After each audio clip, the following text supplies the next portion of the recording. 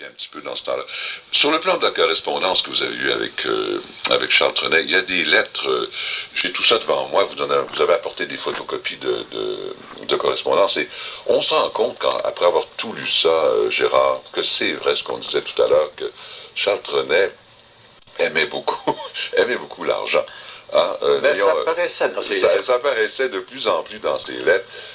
Il vous disait, bon, comment ça va et tout ça, mais à un moment donné, je ne sais pas ce qu'il faisait exprès pour vous dire, je reçois tel montant, tel cachet depuis que je suis rendu à tel hôtel ou telle ville et tout ça, pour dire, il faudrait peut-être que tu remontes tes cachets toi. Justement. Je pense qu'il y avait des messages là-dedans. Il me le laissait sentir à chaque fois.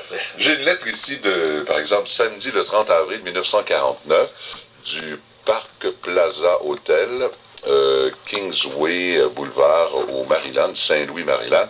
Comment va votre cabaret? Dit Trenet. J'aimerais que vous me donniez quelques nouvelles si vous n'êtes pas trop paralysé du stylo. Ici, je continue à débiter mes petites chansons au rythme de 2500 $ par semaine. Vous voyez, là, ça commence. Là. J'ai acheté un très joli terrain à Hollywood et j'ai fait construire là-bas une espèce de château qui, sans être Frontenac, n'en sera pas moins petit, coquet, intime et accueillant. Mes bonnes amitiés à tous et ma bénédiction affectueuse à ceux que vous aurez engagés pendant mon absence. Votre troubadour de France, Charles Trenet. C'était quand même amusant de recevoir des lettres comme oui, ça. C'était toujours bien dit, poétiquement, et aussi, vous savez, c'était joyeux. C'était toujours joyeux. Il y avait toujours, c'est vrai, on sent toujours qu'il y avait une petite note amusante dans tout ce... J'ai une autre lettre, attendez, écoutez, 2500 $ par semaine.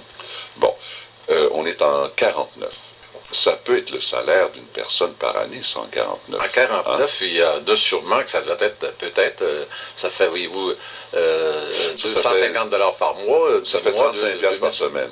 On calcule, si on fait un calcul, ça fait 35$ par semaine. Il y a des gens qui gagnaient 35$ par semaine en 1949. Ouais. Ça faisait 1600 par année, ça à 35$ par semaine. Trenet était payé déjà en 49, 2500 $ par semaine. Je ne sais pas s'il réalisait, lui. Mais il ne faut pas oublier une chose, c'est que quand même, Trenet, c'était celui qui vendait le plus de disques à l'époque, français. Et puis, il était populaire aux États-Unis. Aux États-Unis, on payait beaucoup. Vous savez, alors, pour ça qu'il était à gâter. Quand il revenait chez nous, c'était tout petit. Et puis, franchement, nous étions privilégiés, je pense. Voici une autre lettre ici qui date du 18 mai 1949, jour anniversaire de ma naissance. Ah ben oui, regardons ça. Mon cher Gérard, patron, ami et camarade non syndiqué. Moi, pour tout repos, je vais passer après-demain 2 jours d'enfer dans ce New York que je déteste. Mais il faut avant mon départ pour le Mexique que je paye mes impôts. Aïe, aïe, aïe. Je viens de terminer une série d'émissions radiophoniques avec la charmante et trépidante Carmen Miranda. C'est quand même incroyable. Elle viendra peut-être cet été au Canada. Je me propose, après Mexico, 2000 $ par semaine, ça recommence, pour aller au Chili en juillet. J'irai en septembre car je me fais une grande joie de montrer le beau pays de Québec à ma mère qui arrive demain à New York. Tâchez de me trouver au lac Beauport un chalet avec 3 chambres dans le plus joli coin. Je viens de faire une chanson nouvelle car je créerai chez vous. Le titre, Mon vieux cinéma muet.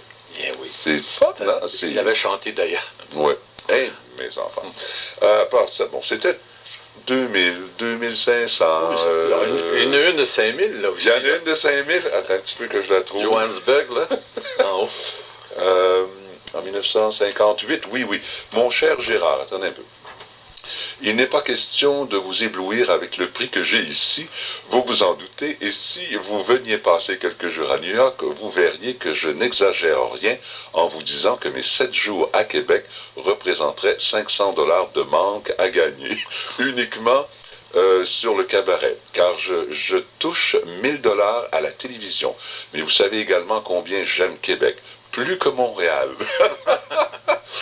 Là, à ce moment-là, c'était un autre message qu'il y avait là-dedans. Là. Ben oui, c'était un autre message. Puis, d'ailleurs, je sais qu'il disait vrai, parce que quand il disait qu'il aimait Québec plus que Montréal, c'était sincère. Oui, ça paraît dans sa lettre là. Et il a amené sa mère à Québec. Il a amené sa mère à Québec, et puis... Vous lui avez trouvé quelque chose au lac Beauport? Au lac Beauport, et puis ils ont passé ici...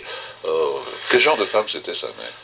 Est-ce qu'elle était aussi joyeuse que lui? Je veux dire, aussi avec un caractère aussi... Non, plus effacé un peu. Très gentil, très gentil.